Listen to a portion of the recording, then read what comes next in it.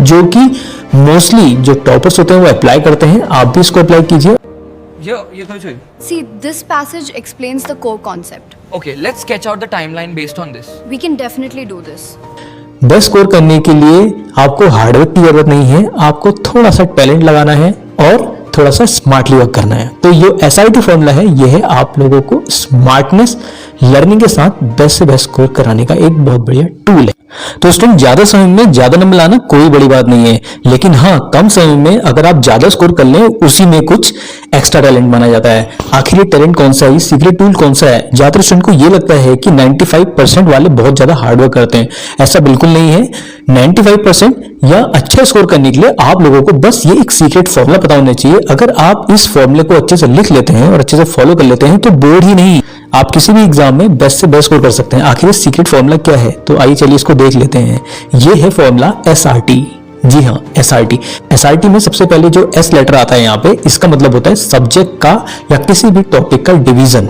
ठीक है, तो कोई भी आपको जो सब्जेक्ट बहुत ज्यादा हार्ड लगता है, तो आपको हार्ड लग रहे हैं, कुछ ऐसे होंगे जो आपको बहुत इजी लग रहे हैं, कुछ आपको बहुत ज्यादा टफ लग रहे हैं या एवरेज लग रहे हैं। ठीक है, तो इनको आप सॉर्टिंग कर लेना है। ठीक है, तो यानी इसे स्मॉल पार्ट्स में ब्रेक डाउन कर लो। तो स्मॉल पार्ट्स में ब्रेक डाउन करके आप एक पर्टिकुलर टाइम इंटरवल इनको देके आप उनमें भी बहुत अच्छा स्कोर कर सकते हैं जो चैप्टर आपको बहुत ज्यादा टफ लगते हैं। अब बात कर लेते हैं आर यानी आप रिवीजन को, अपना जो पैटर्न है, जो आपका रिवीजन पैटर्न है, उसको थोड़ा ब्रेक डाउन कर लो। अब रिवीजन पैटर्न में आपको कैसे ब्रेक डाउन करना है? सबसे पहले तो आपको चीजें समझनी है। ठीक है, पहला रिवीजन होगा समझने के लिए।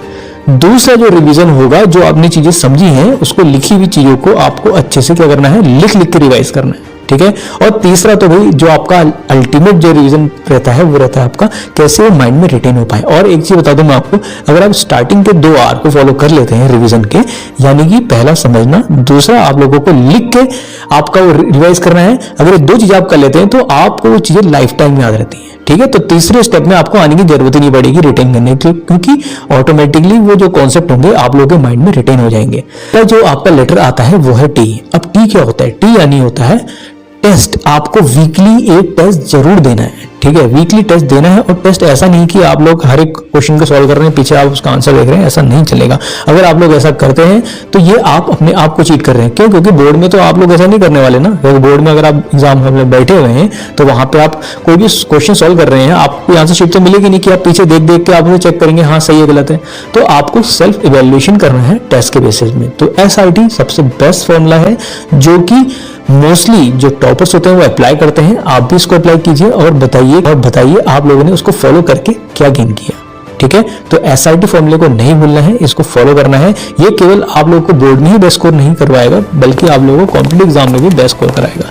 बस बेस्ट फिजिक्स और साइंस के लेक्चर्स के जुड़े रहिए विकास क्लासेस आई 2.0 के साथ। और हाँ, बेस्ट स्कोर करने के लिए आपको हार्डवर्क की जरूरत नहीं है, आपको थोड़ा सा टैलेंट लगाना है और थोड़ा सा स्मार्टली वर्क करना है। तो ये SRT फॉर्मूला है, ये है आप लोगों को स्मार्टनेस लर्निंग के साथ बेस्ट से बेस्ट स्कोर कराने का एक बहुत बढ़िया टूल है।